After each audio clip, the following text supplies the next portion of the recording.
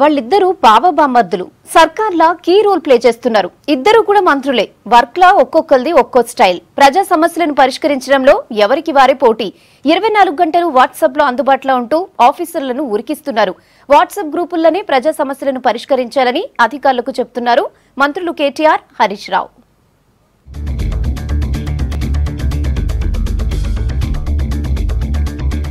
టెక్నాలజీని జనం మస్తుగా వాడుకుంటున్నారు.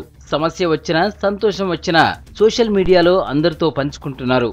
మామూలు జనమే కాదు, లీడర్లు కూడా ప్రజల సమస్యలను తొందరగా పరిష్కరించేందుకు వాట్సాప్ను వాడుతున్నారు.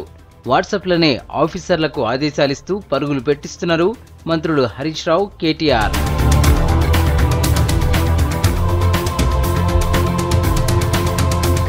మున్సిపల్, ఐటీ పరిశ్రమలు, ఎన్ఆర్ఐ శాఖలు చూస్తున్న మంత్రి కేటీఆర్ 30కి పైగా వాట్సాప్ గ్రూపులను మెయింటైన్ చేస్తున్నారు.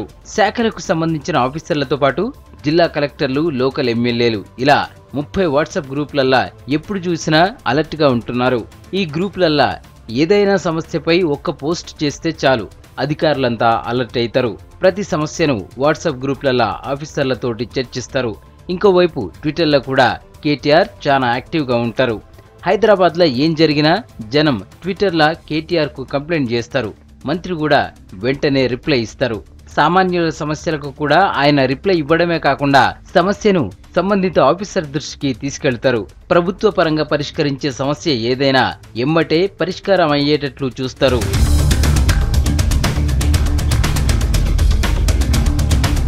ఇక జిల్లా కలెక్టర్ గ్రూప్ల మంత్రి కేటీఆర్ ఎప్పటికప్పుడు అప్డేట్ గా ఉంటారు. తన శాఖలకు సంబంధించిన అన్ని విషయాలను ఆఫీసర్లను గ్రూప్లనే అడుగుతారు. కలెక్టర్లు కూడా వెంటనే మంత్రికి రిప్లై ఇస్తూ ఉంటారు. ఈ మధ్య బాహుబలి టికెట్ల విషయంలో వరంగల్ అర్బన్ జిల్లా కలెక్టర్ అమరపాలని వాట్సాప్ గ్రూప్లనే కేటీఆర్ మందలించారు. ఇట్లా పాలనకు సంబంధించిన విషయాల్లో కేటీఆర్ ఆఫీసర్లతోని రియాక్ట్ అవుతూనే వాటికి పరిష్కారం చూపెడుతున్నారు కేటీఆర్.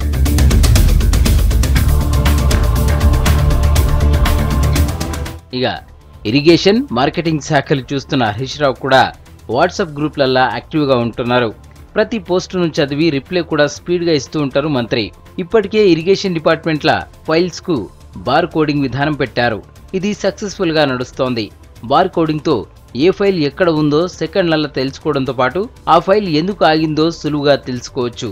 హరీష్ రావు కూడా శాఖలకు సంబంధించిన గ్రూప్లతో పాటు జిల్లా కలెక్టర్ల గ్రూప్, టీఆర్ఎస్ ఎమ్మెల్యేల గ్రూప్ ఇలా దాదాపు 25 వాట్సాప్ గ్రూపులను మెయింటైన్ చేస్తున్నారు.